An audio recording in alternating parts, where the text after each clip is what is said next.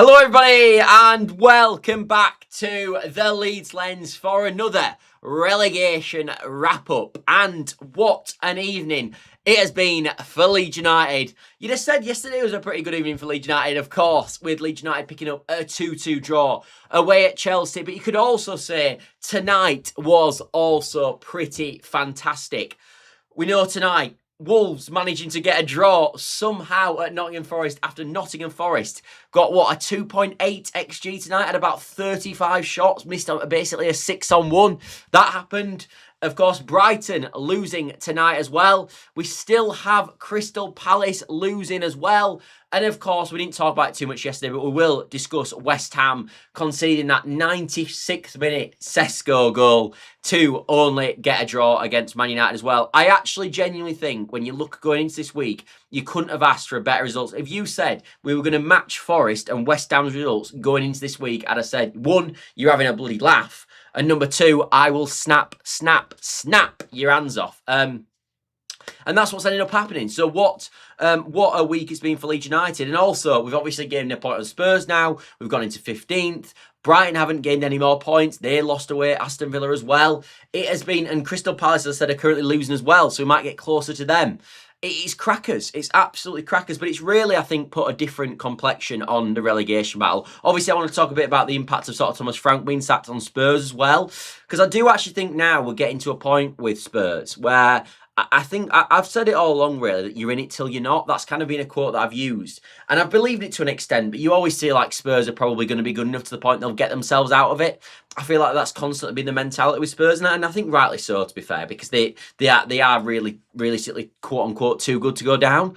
But actually, when you look at the sort of squad that they've got at this moment in time, with the injuries that they've got, and obviously Odegaard got injured yesterday, but you're talking like 12 injuries. They've got Porro's missing, Kulusevski's missing, Maddison's missing, all these players that are currently out of this Spurs squad at this moment in time. It brings them into a relegation battle for me, because when you actually look at the team that they're fielding, like they were fielding yesterday, that is a team that could easily get relegated with the team that they're fielding. I don't think, look, I think obviously these players are going to come back later in the season and they should start to get results when they come back. But as it stands at this moment in time, with the current sort of crop of players that they have got, I do think they are where they should be, because I just think that team's absolutely awful based on the players that are actually being available to Thomas Frank. So in a roundabout way, I think Frank's not done a particularly good job, and he ain't got any love lost because he started that run for West Ham when obviously they managed to only get, when West Ham managed to go down there and get a win, having been on the worst run probably in Premier League history going into that game. They weren't, but you know what I'm trying to say. But yeah, I'm quite... But yeah, I feel for him a bit, because I think that squad's obviously in an awful place. But as I said, for me, if Leeds United are in it, then Spurs categorically have got to be in it. I know now people are going to start saying, look up, look up, look up.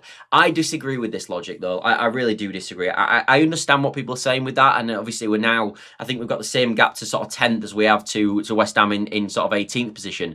Let's be honest, 99% of Leeds United fans are just trying to stay in the league. Like if someone said to us now, would you take 17th? We'd absolutely snap your hands off. And that isn't negative, that isn't pessimistic. And I know you get different sort of bumps of money depending on which position you finish in. So obviously, Leeds United want to finish as high as possible. I think it's a 3 million inserts depending on how high you get up. But truthfully, I mean, regardless of all this going into it, you're taking 17th all day. So I understand people saying one away and upwards. But the only reason I've always been talking about upwards teams is because naturally, you want to bring as many teams into it, don't you? And I think that's what we're doing at this moment in time. But I think naturally it's getting, when we talk about it, it's sort of in complexion, really.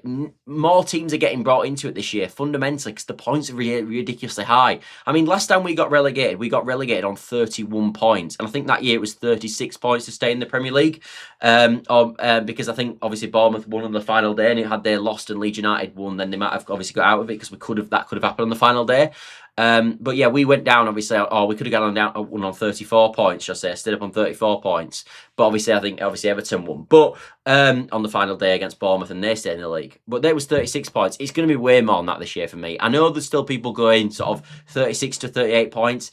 I don't see that. I think, obviously, West Ham, last time they got relegated, I think they got relegated with 42 points, which is the highest it's ever been in the Premier League. I just can't see it not getting around that point this time. I really don't. I know people will say teams will fall off. But the teams are playing quite well at this moment in time. Maybe look at Forest and go, are they going to pick up the points required? But I do expect Dyche to be moved on quite quickly. And obviously there are other teams flopping at this moment, but again, they've got a bit of a cushion. So for me personally, as I said, when I look at it, I'm like, if someone said right now 42 points might go down, I wouldn't argue with them. I think it could be. I think it could be, if you named a number within reason. I think obviously 50 will keep you up, but even if you said 42, 43, it might send you down. Records will be beaten at some point, and obviously we know Leeds United are trendsetters with stuff like this. We know obviously when we got 90 points and didn't get promoted, that was only I think the second time in the last 10 years that had happened. So I look round, and I was talking to my boss in the car today when we were discussing it, and I'm looking at it thinking, where if teams are not going to get to 40 points, who isn't getting to 40 points? Because as much as West Ham obviously dropped a point yesterday, and we can talk about the impact of that, and I'm more than welcome to get into that, of course, I really do genuinely believe that they're on a really good run. And I know obviously they lost away at Chelsea again, and we did talk about actually going into sort of these next three before the Chelsea game, saying, well, yeah, look, they've come off 2 great wins, and now let's see what they're going to do in this next 3 gap. And obviously they've only picked up 4 points, and Leeds United have actually picked up 4 points themselves. We've picked up 4 points ourselves in that period of time, and it's obviously sort of leveled it a bit. But yeah, I'm a bit sort of, the whole thing, I'm a bit sort of I'm surprised at where it was, because I don't think it was going to be this high this year. But then, as I said, you look through the teams and you can sort of see why, because truthfully, the team that probably ends up in 18th is probably not going to be worthy of a relegation. Anyway, let's get some of your guys' comments. Barry says, football gods don't want us relegated. That miss by Palmer seals it for me. The thing is with Barry, with that, and I agree, I actually kind of agree with you, is yesterday was a huge swing for Leeds United, I felt. I still kind of... look, this is completely unrational, really. And Forest now, more than ever for me, are definitely in it. I think tonight sort of solidifies the fact that they are definitely in a relegation fight. I actually thought Friday did, but definitely tonight does, especially when they've got Liverpool next. But there was a massive swing between us and West Ham last night. I mean, going into stoppage time yesterday, they miss a sitter, do Chelsea, to stop us, and Palmer misses a sitter, so obviously stop us dropping a point. We end up getting a point, and in the 96th minute in stoppage time in the other game, Sesko scores, and and obviously they drop 2 points, and that's a 3-point swing in extra time that could have gone the other way, and it would have looked completely different had it done that. But you're right, it does feel a bit like it's sort of going for us. And I did feel it yesterday, truthfully. And I've reflected on the game today. Obviously, we do the sort of emotional match reaction straight after the game. Having watched us yesterday again and feeling about the game, we were terrible yesterday. Like, we actually were awful. Like, I know we drew the game, and I don't care. And we're in results season now. You're at the end of the season. It's all about results. But we were dreadful yesterday. We were absolutely awful.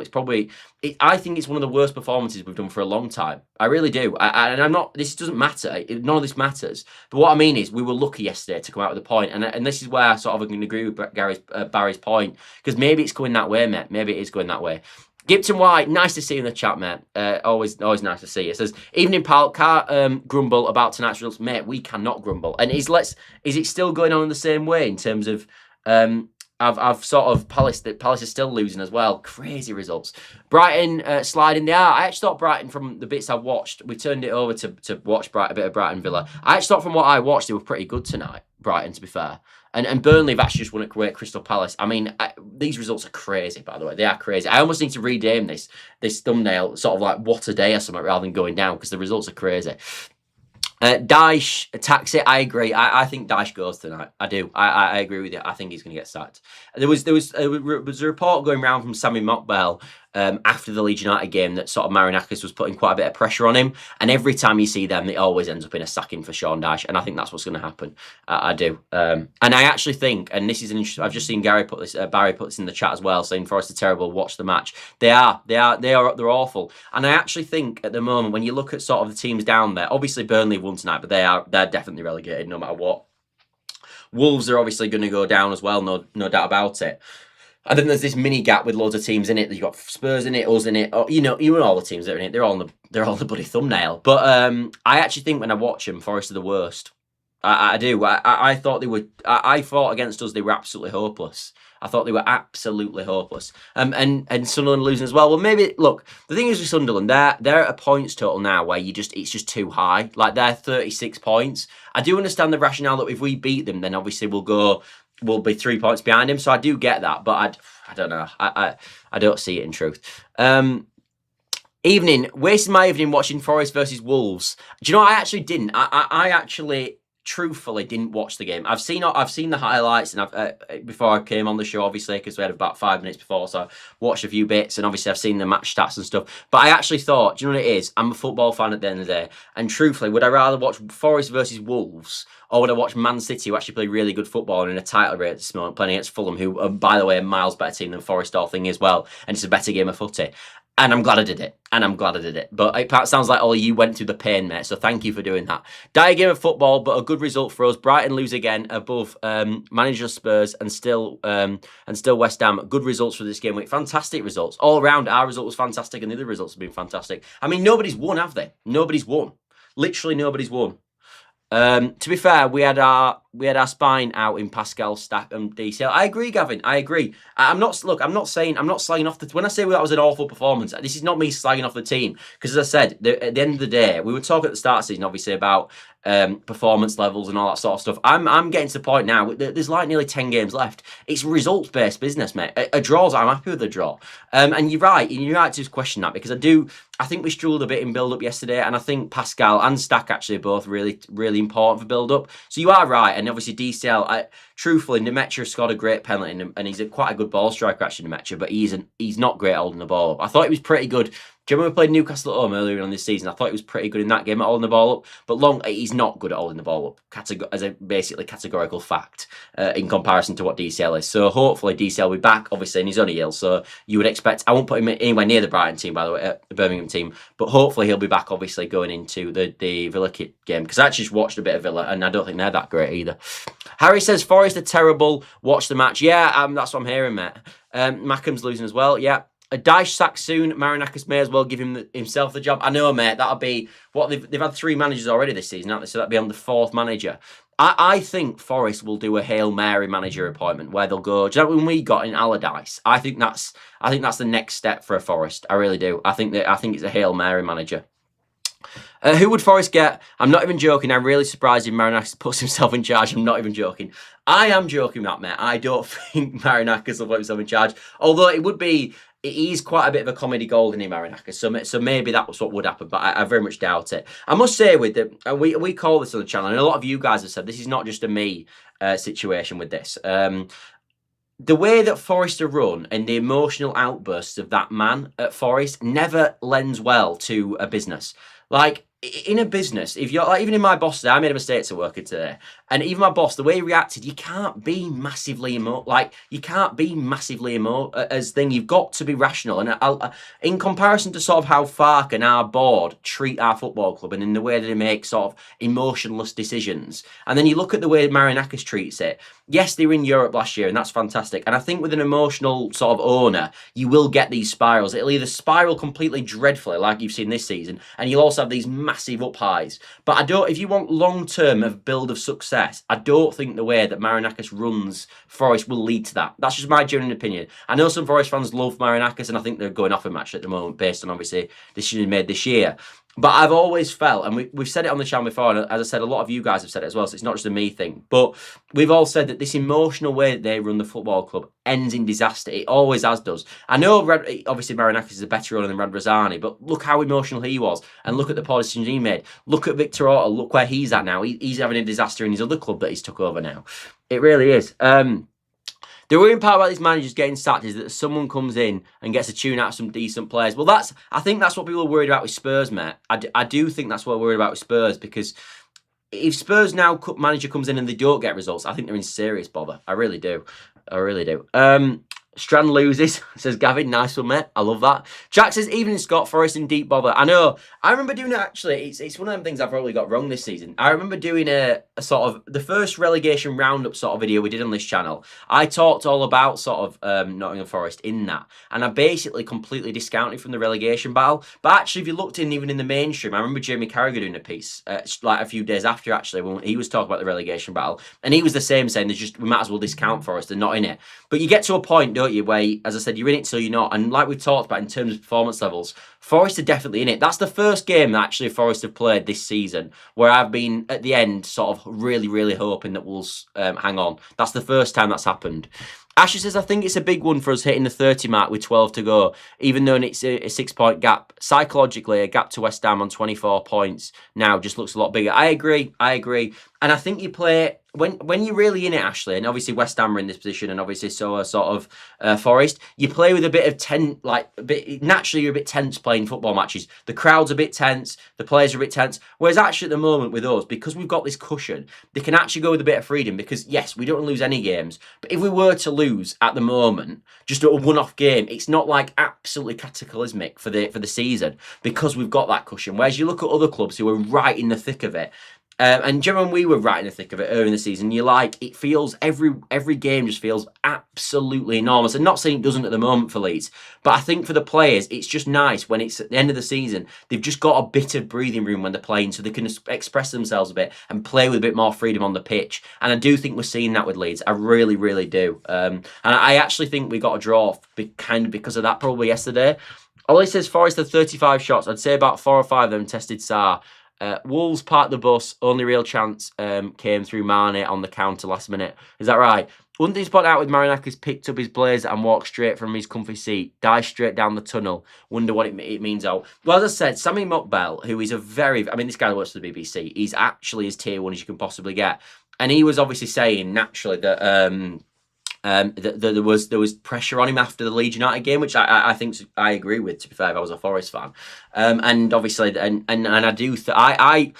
I think we'll wake up tomorrow and Dyche will be sacked. There's your prediction of the day. I think tomorrow Sean Dyche will be sacked. That is my feeling. That's my feeling. I actually think Hurtsler at Brighton's in a massive bit of trouble as well. I do. Christine says, happy Hammers. Yeah, I'm sure they're quite pleased with tonight's results, the Hammers. And actually, again, even for the Hammers this weekend, obviously they'll naturally be disappointed that they've lost out sort of right at the end, haven't they, fundamentally? They've lost out to Sesko right at the end of the game. But if they'd have said even to them, that sort of Forest matched their result this week, I imagine the Hammers would have taken it. What do we think's going to happen though with Spurs? Do we think that they're like, I've seen a lot online with the Spurs situation. I've talked a bit about it in a bit of detail obviously earlier, but do we think that they're going to be in the relegation battle still? Now, after obviously they're going to lose to Arsenal, I think no matter what, is my feeling. I think the miles nowhere near it, and I think the squad's nowhere near it. But are we expecting them to have quite an upturn of form now? Or are we thinking that they're still going to be in the relegation battle and they're going to be with us to the end of the season? I'm interested to know what people think on that. For me, I think they'll still get out of it. For me, it's still in my head. I thought West Ham and Leeds were the two. I thought we were battling with West Ham. I've now concluded that Forest are definitely in it. But I think the other teams I'm still kind of going backward forward with. Big Mike, LUFC, nice to see you, mate. Says, Evening Scott, did not expect Burnley and Wolves to pull their fingers out tonight. Makes the draw last night look even better. Mate, 100%. And I always say this, and I think this is always a complexion. And you're right to bring it up, Mike, because if it was the other way around, just think how we'd be feeling. If it was the other way around, think how we'd be feeling. If we'd have just seen Forest go to Chelsea and get a 2-2 draw, and we were playing at home and drew 0-0 with Wolves, think how we'd all be in the chat tonight. And that is where we've got to be with this. And again, if we were West Ham, 6 points behind us, even playing well, think what we'd be thinking. Even if we were Spurs with the run they're on, think what we'd be thinking. Even if we were Brighton with the situation they're on, think what we'd be thinking. That is what you've got to sort of get in your head, because it's hard sometimes, because we always view it all from a sort of Leeds United standpoint. Of course we do. We're all Leeds United fans. That is what we do this channel for, to talk about Leeds United. It's all about Leeds United. 100% it is. But sometimes it's nice, actually, just to get an opinion from an outside of a Leeds fan. Because actually, if you listen to neutrals at the moment, and I know they don't watch as intensely as we do and all that sort of stuff, but they don't think we're going down neutrals. They really don't. And I always think you can take a lot from that, because they'd have no dog in the fight. They've got a lot of the fans that I was talking about neutrals in terms of they're not West Ham fans, nor are they Forest fans. They're not looking from an emotional standpoint. I don't know, whoever they support. And a lot of them do say Leeds are going to stay up, because if you look at it, we've lost 2 in 13 now. We've lost 2 in 13. If you lose 2 in 13, that is not a team that should be anywhere near relegation. It's only because actually West Ham have picked up dramatically recently that it's looked a bit different, really. They look worse than Hammers, West Ham, until they bottle it, they've been good recently. They were excellent first half versus Chelsea. Yeah, no, West Ham looks scary because I think we all thought if we were gonna send anyone down, it'd be West Ham, and I think that's what's scary. Like if West Ham were picking up the results right now that Forest are, I think we'd all be thinking, perfect, they're definitely going down. But they have improved, and it's not just, as I said, they've obviously won quite a few games recently, and that's like fair play to them. But it's not just that, is it? It's the performance levels. And you're right to bring up the Chelsea game, because actually, I know West Ham lost at Chelsea, and I know we got a draw there. But if you watched how, for me, the way West Ham dominated in that first half, it was a different story in the Leeds game. That wasn't the situation. We jammed it yesterday. And that, as I said, I'd take a jam before a loss all day, because we've played really well and lost at Newcastle before this season. But if we're just looking at it sort of on a sort of just a basic level, the way that West Ham played, and they've been playing since they picked up that 3 points against Spurs, to be fair, they've been playing really well. They have. Fernandes has been in great form. Somerville looks unbelievable at this moment. They all look really good. And that's why I thought they'd actually get more than just a point yesterday. Simon Wells, the photographer, long name, but, fair enough. I'm not sure Spurs can attract the manager they need. Too much baggage. It looks like it's going to be De Zerbi, mate, doesn't it? It looks like it's going to be De Zerbi. Big Mike says there will be rights at Ellen Road. You're right, mate. There would be. There would be. If we won of our next 2 games, do you think we're essentially safe? Look, I've unfortunately, and I think, and I'm not probably younger than a lot of you guys as well. I'm only 24. But I have got to the point with Leeds where I just can't be in that situation. And it's just scarring from past situations. I've felt before we're in such good position. The Bielsa first season, we were in an unbelievable position, blew it like you wouldn't believe. The year, even last year in the Championship, we got to a point where we were miles ahead, by far the best team, and we found ourselves going into a Borough game outside of the top. In terms of, had Sheffield United won that week, Jimmy, we'd have been outside of the sort of top of the top 2, and you're like, how could that possibly happen? And the obviously year before we were flying, it just all fell apart.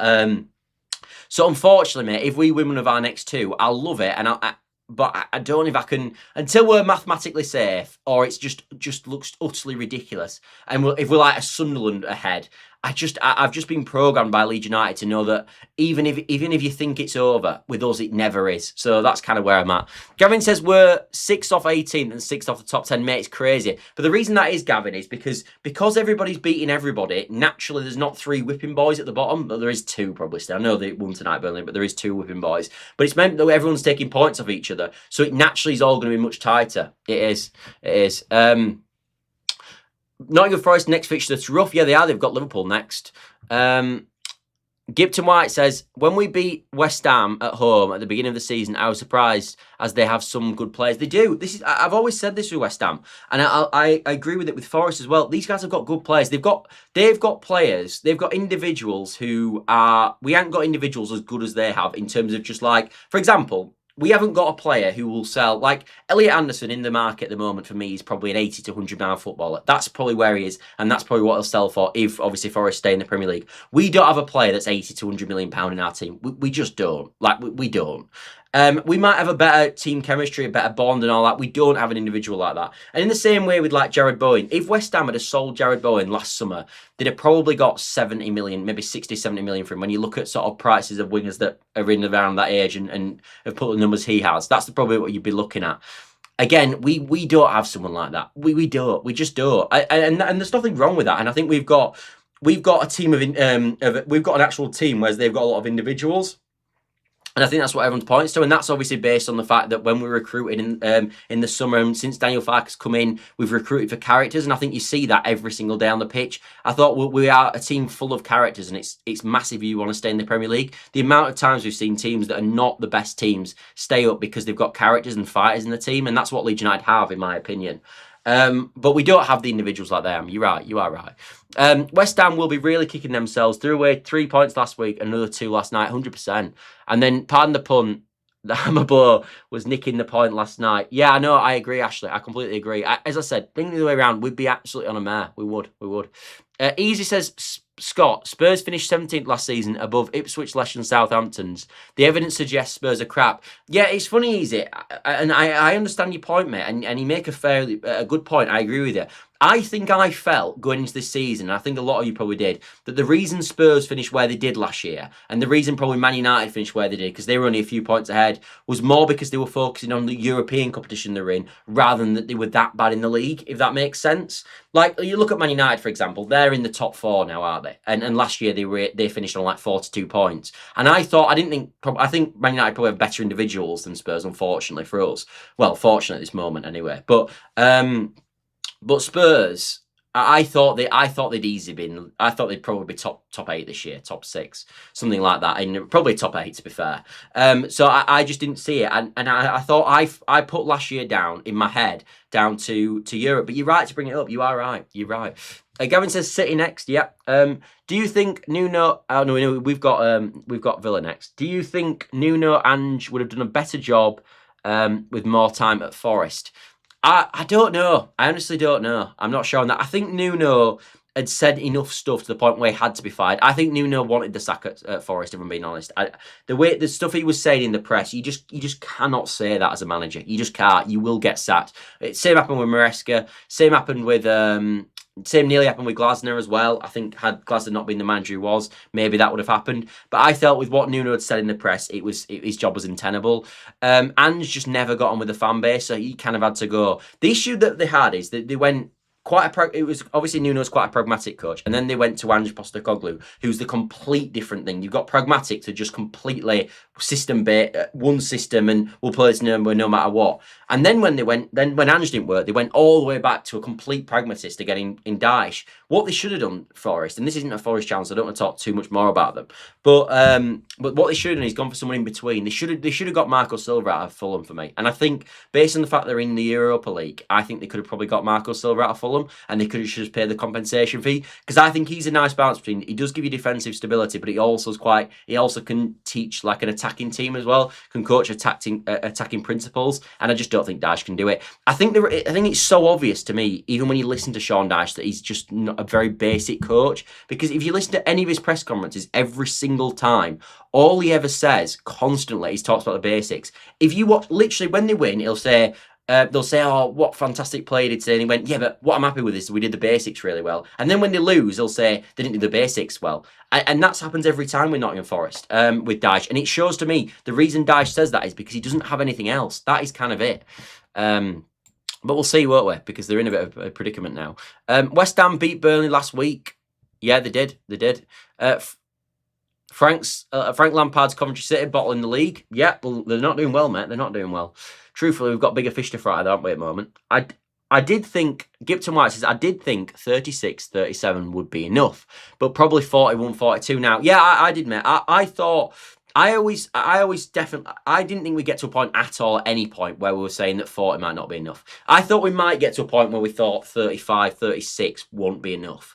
I didn't think we'd get to a point where, like in my head now, if someone said to me, would you take 40 points for Leeds for the rest of the season, and we end on 40, I'd say absolutely not. I think we might end up in the Championship. Whereas if at the start of the season you said we get 40, I'd have snapped my hands off. And I think that's what's kind of crazy. And I actually think it kind of, I think we're doing such a good job with where we are at the moment, and I think it gets underappreciated because we're only 15th. But actually in a normal season, we'd be something like 15 points away from relegation at this point, and everyone would be saying, wow, what a season Leeds have had. But because actually the teams that are going to go or in the relegation battle in that 18th spot are doing quite well themselves, it's not been looks as good as it has been, but we've put on a brilliant season so far. We really have. Coventry Borough next Monday, yeah, it is. Okafor divides opinion, but I think he's been very good signing. He's something different to what we have in the squad. He is, and he's very direct, and he's very exciting when you watch him. He makes the rash decision all the time, and for me, he looks like he's 18 or 19-year-old in terms of these daft decisions he makes. But no doubt he's been a net positive on the team. I do agree with that. I really do. I think I know that he's obviously, we're going to have recency bias here, and truthfully, the goals are both open goals that he's scored in the last few weeks. But I actually think, regardless of sort of the goals he scored, I actually think the last 2 games have been his best 2 in a long time. I was talking like generally months. I think they've been pretty good. Ravari Jam, mate, I've completely butchered your name. I'm so sorry. I'm really bad with names. Says, good evening, mate. Brighton and Palace are within touching distance. Today results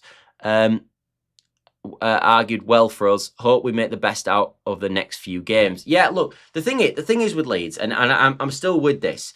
I felt this week was huge, and we talked about it going into it, so I don't want to get away from this. I really do. I thought it was genuinely huge this week because I do feel that West Ham will beat Bournemouth at home. That's my feeling. I do think they'll win, and I think we'll probably struggle to beat Villa naturally. So, but even if we don't beat Villa and we don't beat Man City and West Ham win the next two, which they're not going to do probably because they've obviously got Liverpool, we'll still be ahead of them on goal difference. But they've also got Anfield, which I'm expecting them to lose at.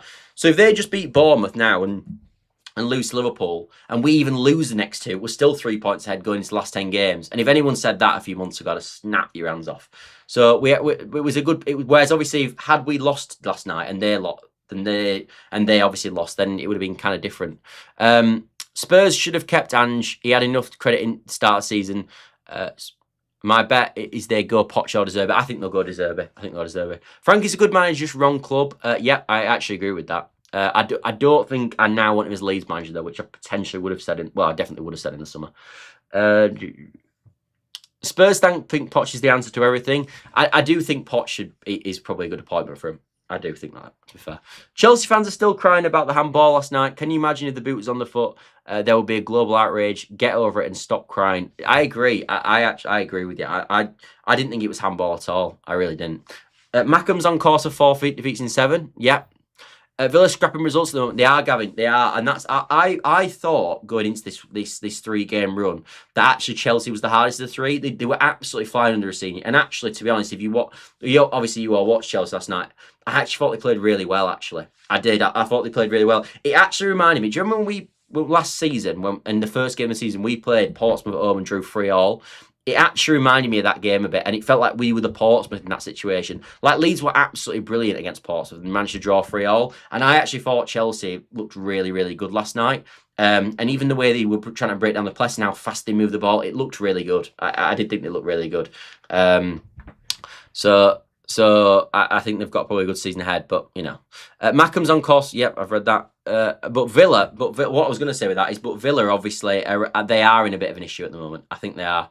I don't think they played well tonight from the bits that I watched. They're missing the whole midfield. McGinn's out, Kamara's out, and Tielemans. And all of them, I think you can deal without McGinn, in my opinion. But Tielemans and Kamara are just so important to that Villa team. I think we could. I actually think we might get a draw at Villa. I do. I'm not sure we'll lose that game, to be honest. We might do because obviously they're a really good team and they are pretty good at home. But now in the last 3 home games, they beat Brighton 1-0. They've lost at home to Brentford, who had 10 men before half time when Sade got sent off, and they lost 1-0 at home to Everton. Did you check out the video from a Brentford fan who has a theory that why their managers never make it after leaving them? No, I haven't, mate. I wouldn't mind watching that though. Could you link it or tell me what it's called? I'll actually go watch that. Christine says it's back in the 70s. Is that in terms of? I'm not quite sure what you mean in terms of that, but yeah. Anyway, we've gone half an hour there. I've really enjoyed the show tonight, and I think naturally you're going to enjoy the show a bit more, aren't you, when kind of the results go for you. It's a bit depressing when you're going, oh well, everybody's won and Leeds have lost. So yeah, I've really enjoyed it tonight, and thanks all for joining and tuning in as well. But other than that, I will see you tomorrow what will we do tomorrow?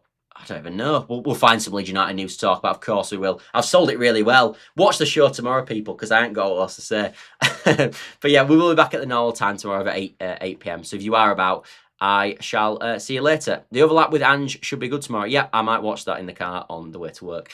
Anyway, thanks all for watching, as always, everybody, and I will see you all tomorrow. See you later. Bye for now. Oh, and thanks for watching. And also, if you can like, subscribe, and all that fantastic stuff, please do it. Thanks for watching. See you later.